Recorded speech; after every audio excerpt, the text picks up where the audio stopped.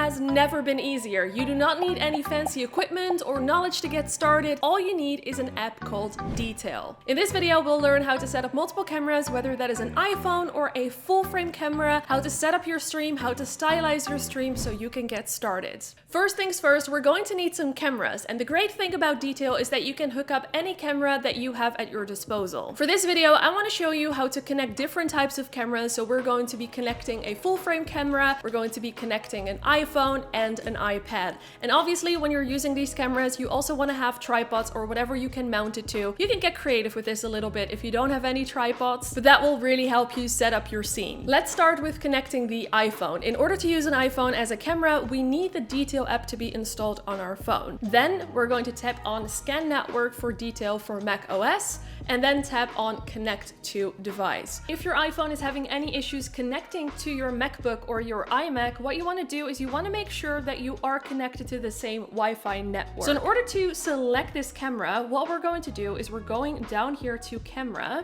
and then you can see right here that we have Lila's iPhone. As you can see, there's also a few different lenses because this iPhone has 3 specific cameras and then also a selfie camera. So if you want, you can choose the selfie, which right now doesn't really show anything. You can use telephoto. Whew. We don't like that either, at least not for this one. And then we have wide, which will be my preferred one because ultra wide, we don't like that one because my room is a little bit messy. So we're gonna use this one. So once you've selected your camera, hit close.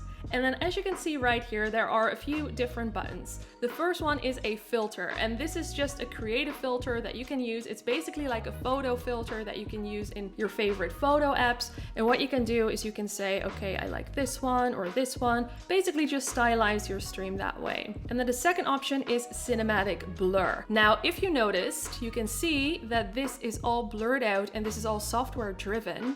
So what you can do is you can turn it off, or you can turn it on for a little bit of depth of field. Normally, in order to get this blurry background, you would need a very expensive lens. For example, this one, because this has an aperture that you can change, which basically means that you can create a very nice blurry background. So what Detail thought was, you know what? We should be able to recreate that with any kind of phone, whether it is a fancy camera or just an iPhone. So therefore we have cinematic blur. And then the last one is auto reframing.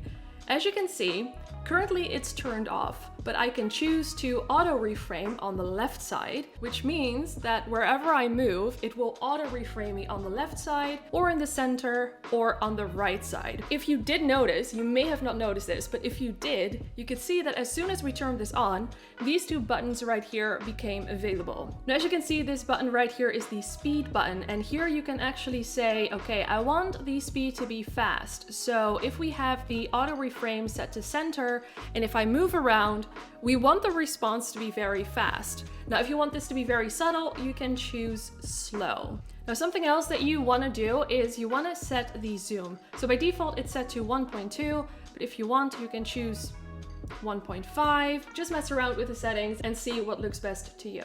Now we want to repeat this process for the other devices. So in my case, an iPad and a full frame camera. And if you're using a full frame camera, you can connect it via USB or you can connect it via an HDMI cable and a cam link, which is what I will do in this video. So now that our cameras are set up, let's set up our stream. I'll be showing you some neat tips that you can use to make your stream look really good. One of those tips is that you can go onto Detail's website and you can download scene packs to upgrade your stream. I'll put a link in the description if you want to check it out. Of course, if you want, you can also make your own scene packs and your own intro card, for example, with your own branding. Now let's say that we want to use our own intro card. In order to do this, we're gonna go and create a new scene and then click on image. And as you can see, there's also a nice little shortcut if you want to use that instead. Then click on done and let's move this all the way to the front where an intro card should be, and we're good to go. Now let's say we also want to add a lower third. The way to do this is first go to the scene where you want to add the lower third. In this case, I'm gonna go to scene 2 because it looks very pretty. Then we want to hover over this, and as you can see, a few buttons right here appear. This is where you can change your camera if you want, by the way, and this is how you can add a lower third. So we're going to click on image, then we're going to import our lower third and voila. Now what you can do is you can reposition it if you want. I kind of like it in this corner already. And there's a few controls right here. You can scale it up if you want. You can change the opacity. So if you want it to look more like a watermark, for example, you can just lower the opacity like this. And this one is very fancy and very exciting, but I'm actually not going to talk about it just yet. We'll talk about it when we are adding some text. Then this is the order. So for example, if you want, you can add multiple image layers right here. Then you can change the order of how you want them to maybe perhaps overlap, and then you can replace it and you can delete it. Now, when you're done, make sure again that you hit on done. And then what I'm going to do is I'm actually going to duplicate this scene. And now I'm going to remove this layer. And this is great because now you can actually have, let me just move it here. You can actually have the same camera multiple times. So you can pop up the lower third one time and then have a clean slate for the next one. But for this one, let's quickly just add some text. So instead of clicking on image, we're going to click on text and we can start typing. So I'm just going to say, let's stream today.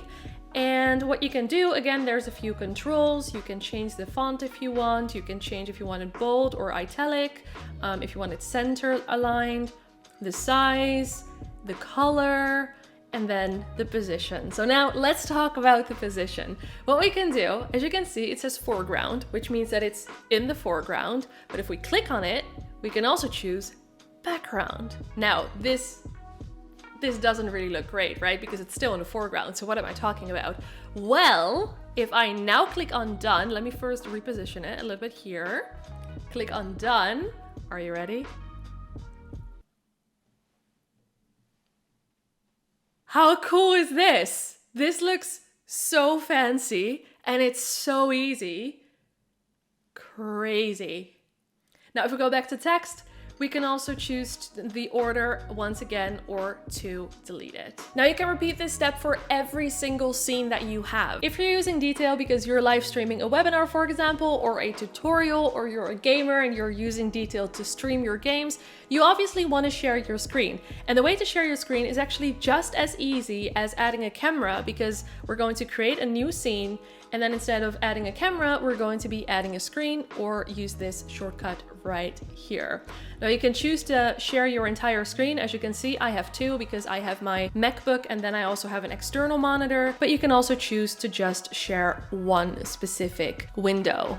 And when it comes to streaming, it is very important to be able to switch between those scenes without any hassle. So therefore, you can actually set shortcuts that you like, or you can even connect something like a Stream Deck. Now, if you want to use the shortcuts, you can go to Detail, Preferences, Keyboard Shortcuts, and this is where you can set the shortcuts or double check what the shortcuts are. Now, once everything is set up, it is time to stream. So in order to do this, you want to click on this button right here and then enter your stream URL and your stream key here. And both of these can be found on the back end of your favorite streaming platform.